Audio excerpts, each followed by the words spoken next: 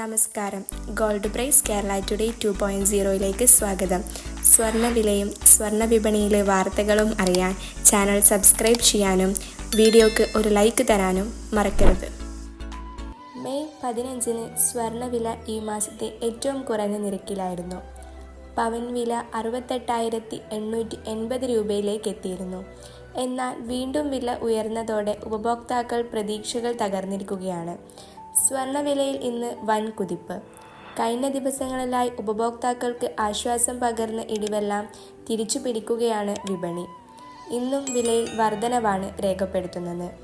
ഇന്ന് 1 ഗ്രാം സ്വർണത്തിന് 45 രൂപയാണ് വർദ്ധിച്ചത്. ഇതോടെ 8,930 രൂപയിൽ നിന്ന് 8,975 രൂപയിലും പവന് 360 രൂപ വർദ്ധിച്ച് 71,440 രൂപയിൽ നിന്ന് 71,800 രൂപയായി വർദ്ധിച്ചു. ഇപ്പോൾ സ്വർണം വാങ്ങുന്നതിന് GSTയും പണിക്കൂലിയും ഉൾപ്പെടെ വലിയൊരു തുക നൽകേണ്ടി വരും. ഡിസൈൻ ആഭരണങ്ങൾക്ക് പണിക്കൂലി കൂടുതലായിരിക്കും. Thanks for watching gold price Kerala today 2.0.